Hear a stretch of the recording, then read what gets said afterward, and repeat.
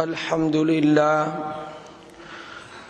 لله نحمده ونستعينه ونستغفره ونؤمن به ونتوكل عليه ونعوذ بالله من شرور أنفسنا ومن سيئات أعمالنا من يهده الله فلا مضل له ومن يضلله فلا هادي له ونشهد أن لا إله إلا الله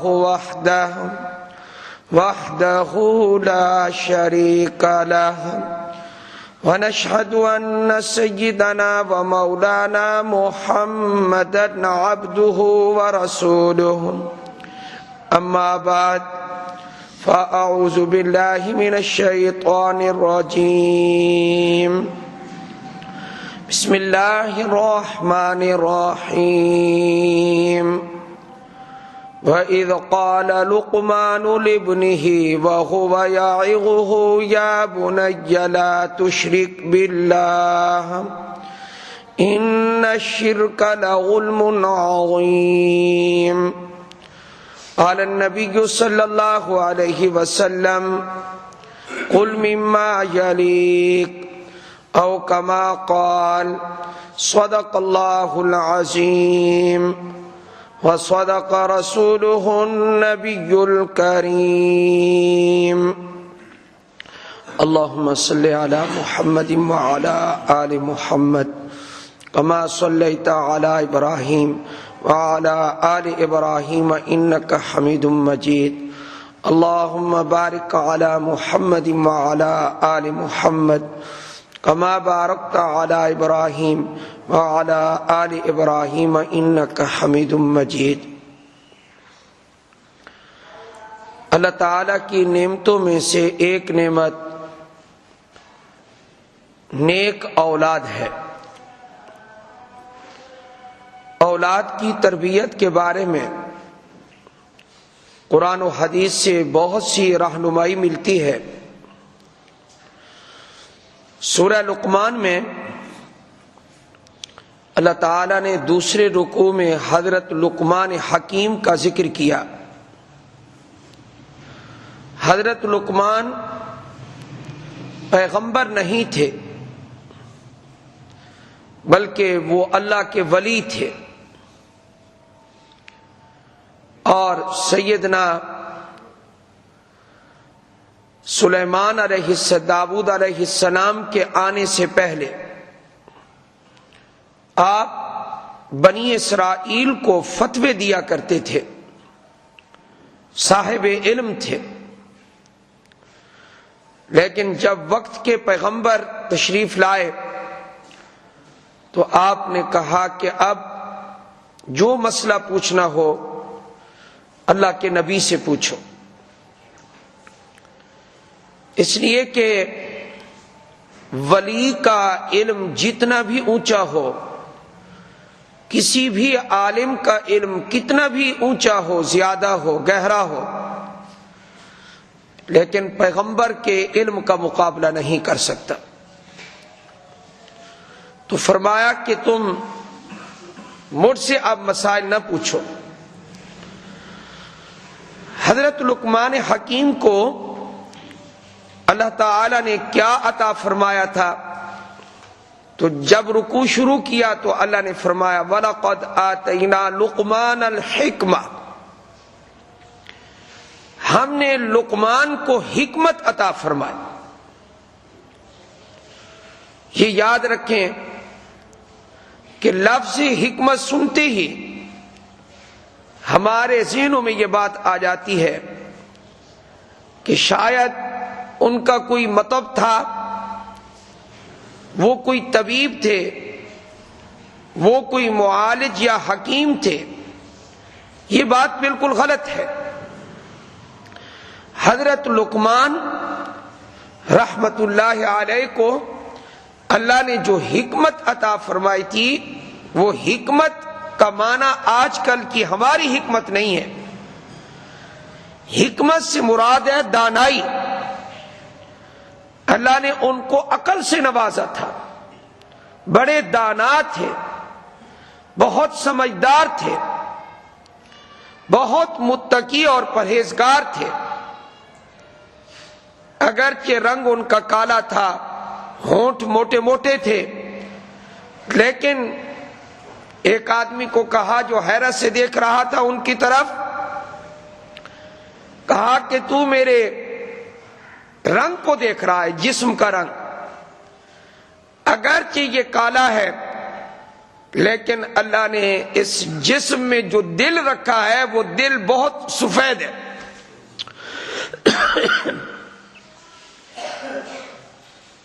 حضرت بلال کا دل کتنا سفید تھا. رنگ کا سفید ہونا یہ کوئی کمال کی چیز نہیں ہے. آدمی رنگ کا گورا ہو، چاہے دل اس کا سیاہ ہی کیوں نہ ہو، کیا فائدہ رنگ کے گورے ہونے کا. گورا رنگ اس وقت اچھا لگتا ہے، چاہے کالا رنگ ہو چاہے گورا ہو، جب اندر دل سفید ہو. بات دل کی ہے. ان اللہ لا ينظر الى صورکم واموالکم، اللہ نہ تمہاری صورتیں دیکھتا ہے نہ تمہارے مال دیکھتا ہے، وَلَٰكِنْ يَنْظُرُ إِلَىٰ قُلُوبِكُمْ وَأَعْمَالِكُمْ، لیکن اللہ تمہارے دل اور تمہارے اعمال کو دیکھتا ہے. ہمارا دل اچھا ہے تو ہم اللہ کا قرب حاصل کر لیں گے. اگر ہمارا دل سیاہ ہے، اور دل سیاہ کیسے ہوتا ہے؟ گناہوں سے.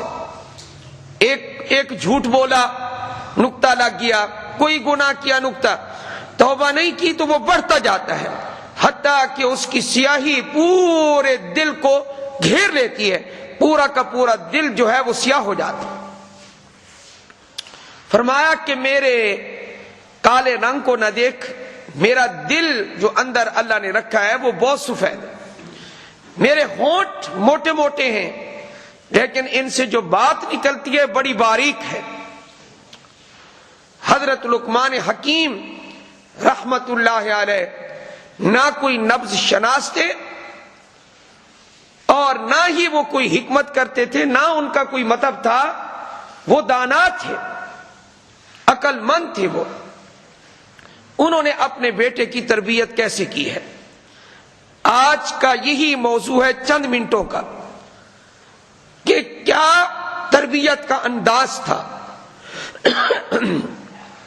سورہ لقمان 21واں پارہ. حضرت لقمان حکیم نے سب سے پہلے اپنے بیٹے کو کیا فرمایا؟ ان کو ایسے نہیں چھوڑ دینا، اولاد کو آپ تربیت کریں، آپ محنت کریں، اگر اس کا ثمرہ نکل آئے تب بھی آپ کے لیے مفید ہے، اور اگر اس کا ثمرہ نتیجہ نہ بھی نکلے گا اللہ کے ہاں آپ سرخرو ہو جائیں گے. الا کلکم راعٍ وکلکم مسئول عن رعیتہ، ہر بندہ حاکم ہے، اس سے اس کی رعیت کے بارے میں پوچھا جائے گا. تو آپ کو آپ کی اولاد پر اللہ نے حاکم بنایا ہے، آپ سے پوچھا جائے گا. آپ کو اللہ نے حاکم بنایا اپنی اولاد پر، بیوی پر. یہ بیوی بھی آپ کی محکوم ہے، پردہ کرتی ہے، نماز پڑھتی ہے. آپ کی اولاد نماز پڑھتی ہے، قرآن پڑھتی ہے. آج کل کا حال یہ ہو گیا کہ سکولوں کے لیے 14 گھنٹے سکول پڑھنے بھی جاتے ہیں، پھر اس کا جی کام ہے، پھر ٹیوشن بھی پڑھنے جاتے ہیں، اور قرآن پاک پڑھنے والے مولوی صاحب کے پاس 15 سے 20 منٹ آتے ہیں اور شکوہ بھی ساتھ ہوتا ہے. کیا یار اس کو تو آپ نے کچھ پڑھایا ہی نہیں مولوی صاحب، اوپر سے ڈنڈا بھی ساتھ ہے، مولوی صاحب پر مسلط ہے. ہمارا بچہ روزانہ آتا ہے 15 منٹ کے لیے، آپ اس کو کیا پڑھاتے ہیں؟ آپ ذرا طرز دیکھیں، انداز دیکھیں، آپ کتنا مال و متاع آپ اس تعلیم پر خرچ کرتے ہیں. اس کا فائدہ صرف آپ کو اگر ہوگا بھی صحیح صرف قبر سے پہلے پہلے ہے. اور جو 15 منٹ کے لیے آپ مسجد میں بھیجتے ہیں اور مولوی صاحب پر مسلط ہو گیا اور شکوے شکایتیں ختم نہیں ہوتی، وہ مولوی صاحب جو آپ کے بیٹے کو 15 منٹ میں پڑھاتا ہے وہ آپ کو قبر میں بھی کام آئے گا، حشر میں بھی کام آئے گا. باقی باتیں آپ جانتے ہیں کہ کیا ہوتا ہے کیا نہیں ہوتا. ایک بات ذہن میں رکھیں، قرآن کتنا پڑھا ہے، آج تم نے کتنا سنایا ہے، کہاں سے کہاں تک سبق لیا ہے، یہ آپ کی ذمہ داری ہے. یہ آپ اپنے بچے سے پوچھیں. باقی باتیں میں اس لیے نہیں بیان کرتا کہ معاشرہ اس حد تک آگے نکل گیا ہے کہ اس کو واپس لانا ممکن نہیں ہے. یہ اپنی روش بدل نہیں سکتا، یہ پیچھے نہیں آ سکتا. سیدنا لقمان حکیم نے کیا کہا؟ سب سے پہلی بات جو ارشاد فرمائی وہ یہ، یا بنی، اللہ تعالیٰ نے بھی اس کا ذکر یوں کیا ہے، وَإِذْ قَالَ لُقْمَانُ لِابْنِهِ، جب کہا لقمان نے رحمت اللہ علیہ لِابْنِهِ اپنے بیٹے کو کہا، وَهُوَ يَعِظُهُ، اس حال میں کہ لقمان اپنے بیٹے کو نصیحت کر رہا تھا.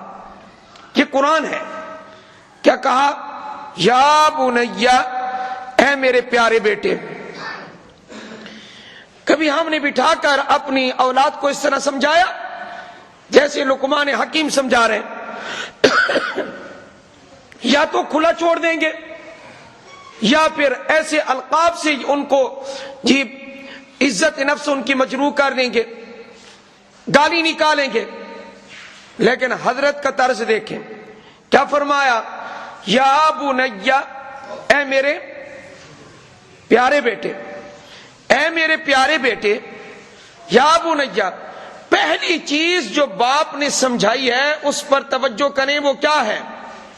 پہلی چیز جو باپ اپنے بیٹے کو سمجھا رہا ہے جس وقت کہ اس کا بچپنا ہے، ابھی وہ خالی الذہن ہے، ابھی اس کی تختی دل کی اور دماغ کی بالکل صاف ہے، اس وقت کیا کہا؟ یا بنی، اے میرے پیارے بیٹے، میں تجھے پہلے نمبر پر نصیحت کر رہا ہوں. کیا؟ لا تشرک باللہ، اللہ کے ساتھ کسی کو شریک.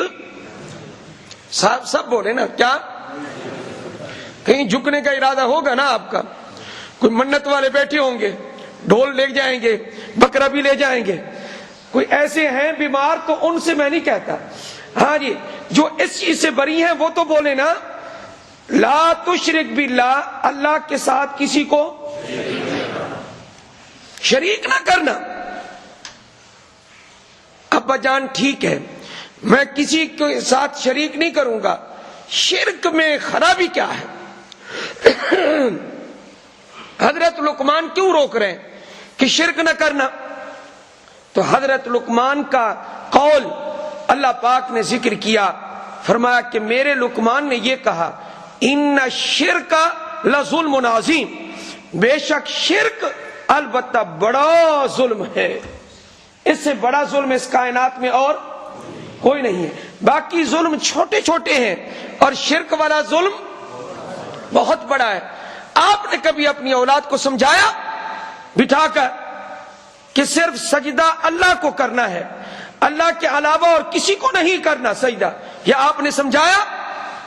اس وقت جب میں ایک شہر میں گیا ہوا تھا، مجھے کسی ساتھی نے کہا کہ ابھی یہ بس جو وہ ویگن کا جو اڈا تھا وہ بالکل ایک دربار کے، اللہ کے ولی کے دربار کے قریب تھا.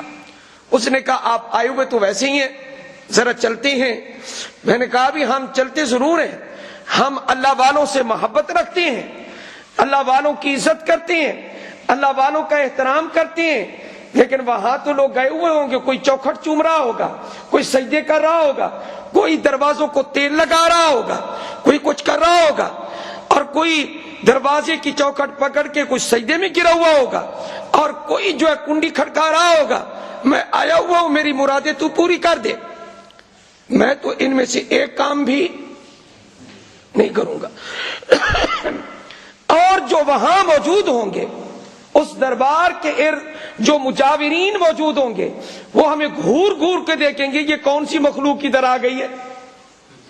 نہ جیب سے نذرانہ نکالا اور نہ ڈالا، نہ قبر کے ارد گرد کیا کیا، طواف کیا۔ طواف میری جان نکل جائے، میں طواف صرف بیت اللہ کا کروں گا، میں ذبح ہو جاؤں، لیکن طواف اگر کرنا ہے تو میرے رب کا گھر موجود۔ وَلْيَطَّوَّفُوا بِالْبَيْتِ الْعَتِيقِ، آپ قبروں کا طواف کریں گے؟ ہاتھ ذرا کھڑا کر کے وعدہ کریں کہ آپ کسی قبر کا طواف نہیں کریں گے، حرام ہے، ناجائز ہے۔ یہ گھومنا والہانہ، عاشقانہ، یہ محبانہ، یہ جچتا بھی صرف وہی ہے، یہ سجتا بھی صرف وہی ہے۔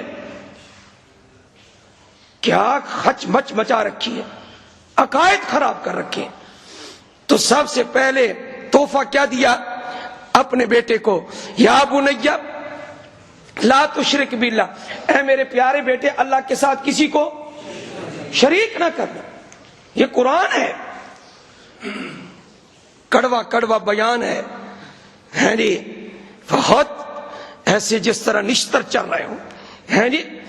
یہ تو بھائی نشتر چلتے ہیں تو ابو جہل کو، ابو لہب کو تکلیف ہوتی ہے نا۔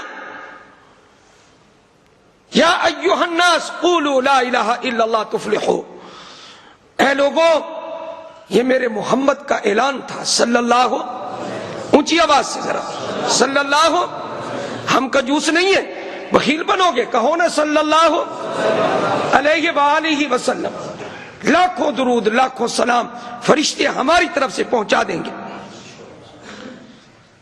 عرض یہ کر رہا ہوں، اے لوگوں تم کہہ لو لا الہ الا اللہ، اللہ کے علاوہ کوئی عبادت کے لائق، کامیاب ہو جاؤ گے۔ آج ہم بھی یہی کہتے ہیں، جو 1400 سال پہلے دین آیا تھا وہی دین پیش کروں تو اصلی ہوگا نا۔ کون سا اصلی دین ہوگا بتائیے؟ جو 1400 سال۔ تو اپنے بیٹے کو کیا کہا، اپنی نسلوں کو کیا کہا؟ فرمایا یا بنی، اے میرے پیارے بیٹے، لا تشرک باللہ، اللہ کے ساتھ کسی کو شریک، ان الشرک لظلم عظیم، شرک بہت بڑا ظلم ہے۔ لوگ تو بولتی نہیں ہیں آج، فلاں صاحب ناراض نہ ہو جائے، فلاں کو یہ نہ ہو جائے، وہ نہ ہو جائے، کوئی ناراض ہوگا کسی کی روزی بند کر دے گا۔ بتائیے، ابھی میں دنیا میں آیا ہی نہیں تھا کہ میرا رزق لکھا جا چکا تھا، اب وہ تو مجھے ملے گا، چاہے اللہ جہاں سے مجھے دے۔ تو میں اپنے رب کے معاملے میں ملاوٹ کا قائل نہیں ہوں۔ فرمایا یا بنی لا تشرک باللہ، سب سے پہلے اولاد کو کیا سکھاؤ؟ عقیدہ۔ کیا سکھاؤ؟ عقیدے کے ڈاکو بہت پھر رہے ہیں، آپ کی نسلوں کو تباہ کر دیں گے، اور وہ یہ کہیں گے میں قربان جاؤں۔ جب توحید آتی ہے نا، انسان سب کچھ قربان کر دیتا ہے۔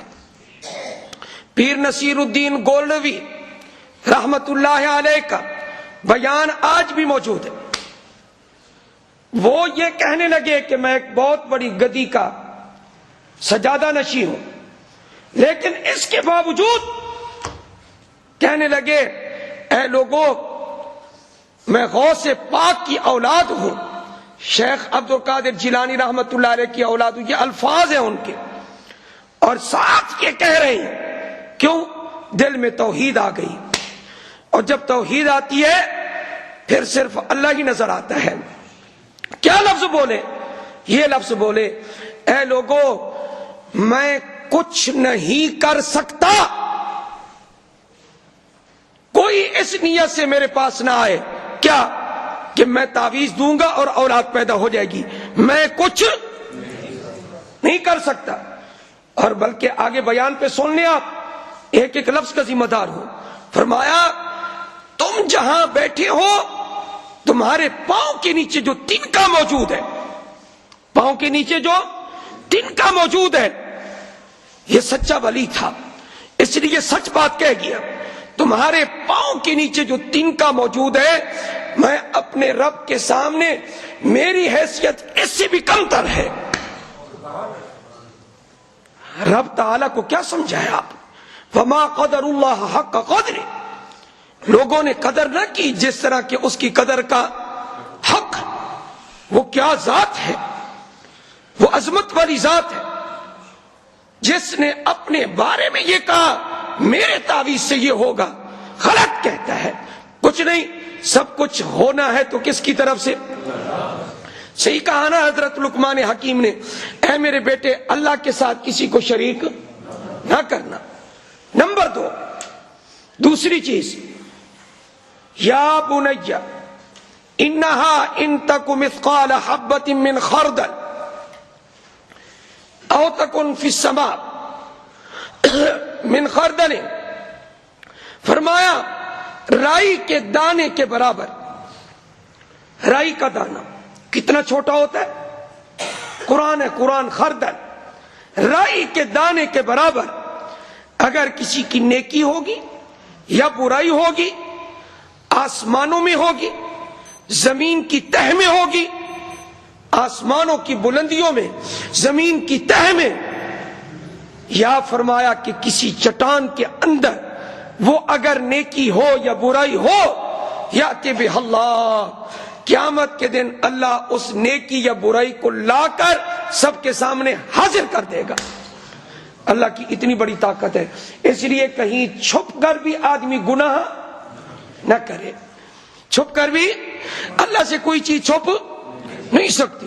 علیحدہ کمروں میں بیٹھ کر ٹک ٹک موبائل چل رہے ہیں، ہاں جی، اور فلمیں دیکھی جا رہی ہیں، اور باہر آ کر معصوم المسلمین بن جاتا ہے، ایسا کہ مسکین المسلمین بن جاتا ہے۔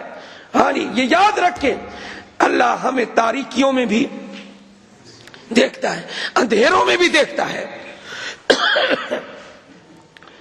سب سے پہلے شرک نہ کرنا، پھر آخرت کی فکر یاد دلائی، آخرت میں نیکی برائی سب حاضر۔ نمبر 3، جب عقیدہ درست ہو گیا، اس کے بعد فرمایا یا بنی اقم الصلاۃ، اے میرے بیٹے نماز قائم کرتے رہنا۔ اب نماز کی باری آئی ہے، سب سے پہلے عقیدہ درست کرو اولاد کا، پھر اس کے بعد نماز کا کہو۔ نبی علیہ الصلوۃ والسلام نے فرمایا مروا اولادکم بالصلاۃ وہم ابناء 7 سنین، اگر تمہاری اولاد 7 سال کی ہو ان کو حکم دو وہ نماز پڑھا کرے۔ واضربوہم علیہا، نماز چھوڑنے پر ان کو مارو۔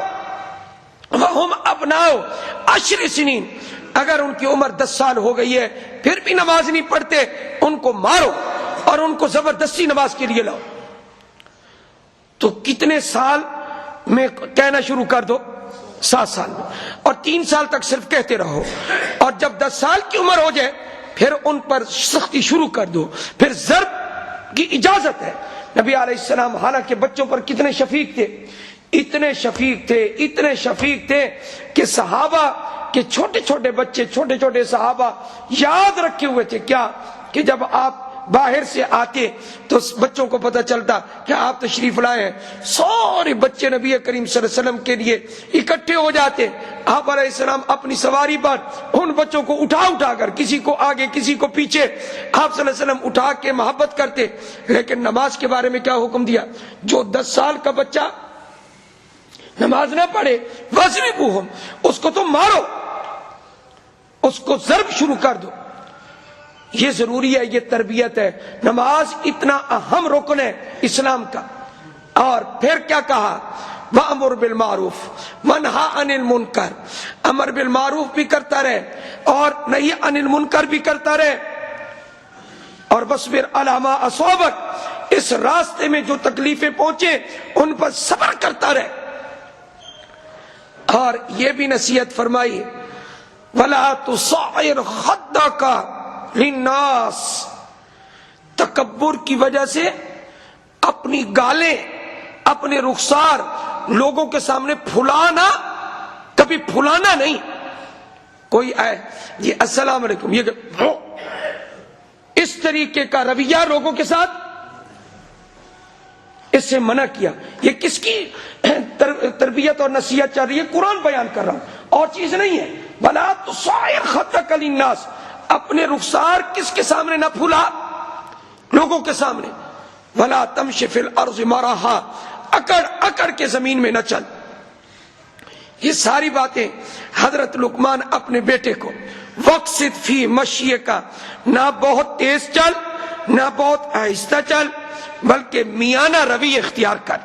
وَقْصِدْ فِي مَشْيِكَ وَاغْضُضْ مِنْ صَوْتِكَ، اور اپنی آواز کو پست کر، خامخواہ بلا ضرورت آواز کو اونچا نہ کر. کیوں؟ ان انکر الاصوات لصوت الحمیر، اس لیے کہ آوازوں میں سب سے اونچی آواز جس جانور کی ہے وہ گدھا ہے، اور گدھے کی آواز اللہ کیا سب سے زیادہ مکروہ ہے، سب سے زیادہ ناپسندیدہ ہے. حدیث پاک میں بھی آیا، آپ علیہ السلام نے فرمایا کہ جب گدھے کی آواز سنو، آج تو میں پوچھوں نا لوگ مجمع سے، گدھے کی آواز سنے تو کیا پڑھنا چاہیے؟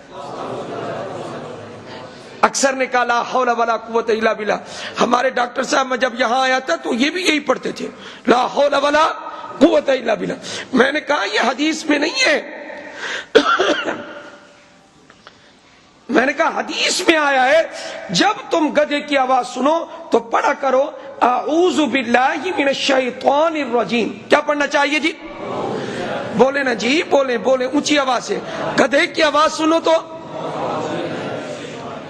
یہ ہے. اور جب فرمایا کہ تم سنو، کس کی آواز سنو؟ مرغے کی. وہ چونکہ فرشتہ دیکھتا ہے، گدھا شیطان دیکھتا ہے، وہ فرشتہ دیکھتا ہے اور وہ آواز نکالتا ہے. اس وقت پھر اللہ کی حمد کرو، الحمدللہ اس وقت. اور مرغے کو تم جو ہے برا بھلا نہ کہو، یہ تمہیں نماز کے لیے جگاتا ہے.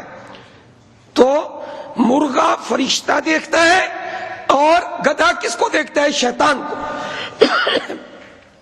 اس لیے آپ حضرات یاد رکھیں اس بات کو کہ کبھی مرغے کو برا بھلا آپ نہ کہیں. ہاں جی. اور یہ نماز کے لیے جگانے کی وجہ سے آپ علیہ السلام نے مرغے کے احترام کا ذکر فرمایا، کیونکہ نماز کے لیے وہ کیا کرتا ہے؟ جگاتا ہے. ہمارے محلے میں بھی پتہ نہیں کسی کا مرغا ہے جو تہجد کے وقت آواز نکال رہا ہوتا ہے. میرے خیال آپ نے اس کا اندازہ کیا ہوگا، اس وقت صرف اسی کی آواز شروع ہوتی ہے تہجد کے وقت. یہ مجھے معلوم نہیں کہ کس کا ہے. بہرحال یہ تہجد کے لیے بھی جگاتا ہے. نماز کے لیے جگانا بہت اچھا کام ہے، عمدہ کام ہے. آپ علیہ السلام کی تربیت بے مثال تھی.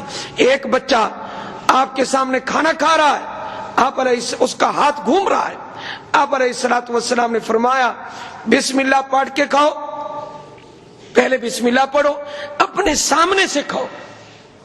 بسم اللہ بھی پڑھو اور اپنے بچوں کی تربیت نبی علیہ السلام نے کی ہے. ہمیں بھی چاہیے ہم اپنی اولاد کی اچھی تربیت کریں. اگر یہ نیک بن گئے، مرنے کے بعد صدقہ جاریہ وہ علم جو آپ پڑھا جائیں گے. اور تیسری چیز کون سی ہے؟ نیک اولاد جو آپ چھوڑ جائیں گے، دعا کرتی رہے گی، آپ کو اس کا ثواب قبر میں بھی پہنچتا رہے گا. اللہ تعالی ہم سب کو عمل کی توفیق عطا فرمائے. وآخر دعوانا ان الحمدللہ.